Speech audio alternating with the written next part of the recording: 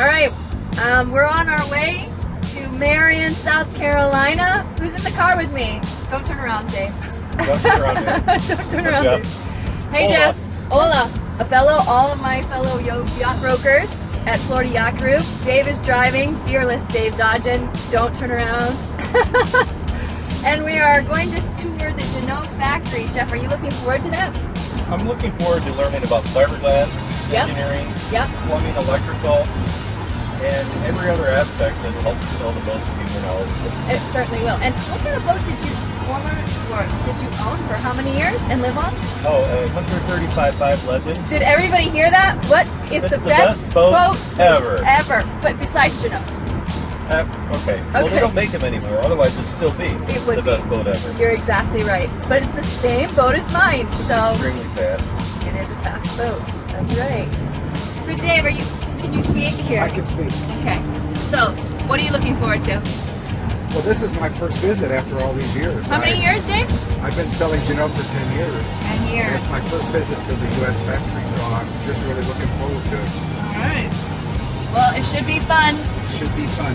We will keep. Hopefully we'll get there, everybody else will be there. That's right. Well, we'll keep you posted on how the trip goes. And I'm not sure if I'll be able to video any footage on the inside, but if so, we will.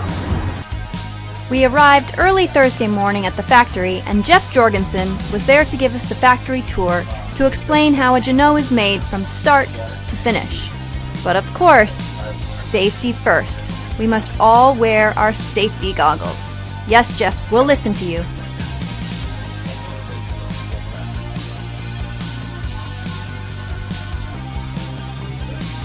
So we're going to go in here. We're going to go into the offices first. Everybody has to and you don't have to wear them in the office, but nowhere outside anytime. Inside, there's not the mold for the hull or anything, but the process for building the wood components and things that build out the interior. For each boat, they're downloaded each time. So that means that if there's a change, like something doesn't fit right, like in a cabinet or something like that, they modify it in the computer programming, and it's then taken care of after that. That's a little different in France, because in France what they'll do is they'll run a cut of wood for about 6 boats at a time. So if there's something that they modify, that perpetuates until they run out of what they've cut for that thing. Here, they reprogram it and send the programming each time before each boat build. Oil being used on any of the larger boats? No. Each keel is specific to the model. So when you look at the shoal keel on the 389, it looks just like this, but it's slightly different. Similar shape. And what's interesting about these keels is in the old days, I don't know who's familiar with cast iron casting, but what you do essentially is you have a mold that is packed sand, and you pour in the iron, and it fills the mold. In the old days, what they used to do, if they were going to mold a keel like this, is they would carve one perfectly out of wood. And then what they would do is they would pack the sand around it, they'd split the mold out, take the wood out, and then you'd have a cavity where they would pour in the cast iron. What we do now is they cut the mold they cut the keel out of high density foam for every single keel. This is a company in Mexico that we have that casts these for us. And so that would start out as a big, the CNC cutter would cut that out of foam, and then they pack the clay, the sand around the foam, and then when they pour in the cast iron, of course, it just completely dissolves the foam. It disappears. Yeah. So each keel is individually cast and molded. So that means that if we wanted to change something, and I don't know if any of you noticed, but on the 409, for example, the keel changed, the depth changed by 1 inch.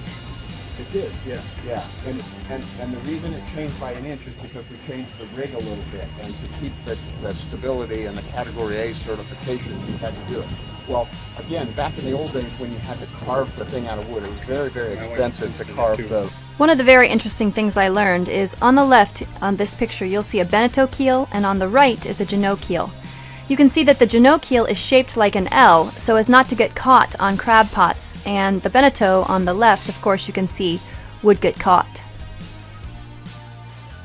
So what I wanted to point out here, again, it's kind of nice that it's not as noisy as inside, but we have two different kinds of molds, or three different kinds of molds here. The big one, the taller ones are hull molds that we'll see inside, and they're designed to rotate. That's going to make it a lot easier for them laying in the cloth and stuff. The lower ones here with the plate with the round circle on the front of it, those are deck molds. And what happens is those are produced in France for us. We make our own molds. And because of the production process, you have to have all the framing and everything around it to keep the perfect alignment from the inside and the outside. So what happens in France is they'll make the mold, and they'll go ahead and mold a deck and leave it in that mold when they ship it over here. That's for the protection of it in transit, so that things don't get out of alignment.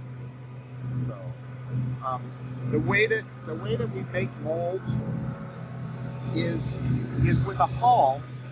We have a room that has a 5-axis CNC machine, and they'll put in a huge blank of foam, and then the machine goes in there and it just starts cutting away at the foam, and that's how we end up with the hull shape, and then we make the mold from that. For the deck, what they do is they put in a big block of clay, and the same machine goes in and it grinds away, and it makes the top surface of the deck, and they'll pull the mold off of that. And then that same block of clay is put back in, and the machine goes back in, and it cuts more through, and it cuts through to do the inner surface of the hull. I'm sorry, of the deck. And then they pull another mold off of that. So that's how we get the top and the bottom molds off of to make these things. Soft plate or a Modeling clay. Is it It's the same thing they do for car bodies. You Get see both plugs off the same. off the same one. Yeah. So that way, you already know what the top is, and you just say, okay, cut off, 25 millimeters of thickness, so that you end up with a one inch thick deck all the way down. How do they put the non-skid pattern? Is just a sheet of A sheet of skin. Yeah.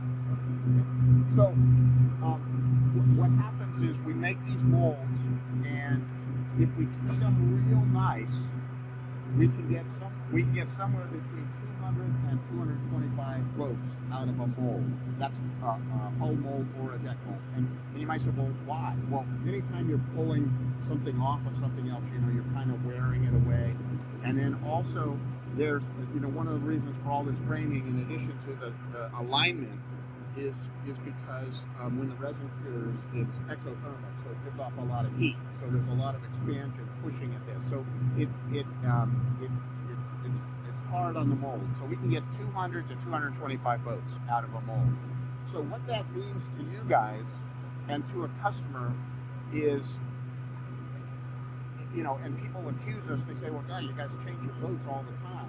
Well, we can change our boats, because every time we go up to that plateau, every time we're bumping into like 200 boats, they come back and they say, well, should we invest in another mold? Because that boat is continuing, to sell and things like that? Or is there a new design or new technology or something else, that we can, that we should embrace, and then just come out with another boat? Most pictures were strictly forbidden inside, but I was able to show this one. Anyone interested in taking a tour can call me at 954-444-2283 to schedule one for you. They are happy to show prospective clients and current owners their workmanship. I learned a lot this trip and enjoyed my time with my fellow brokers. Till next time.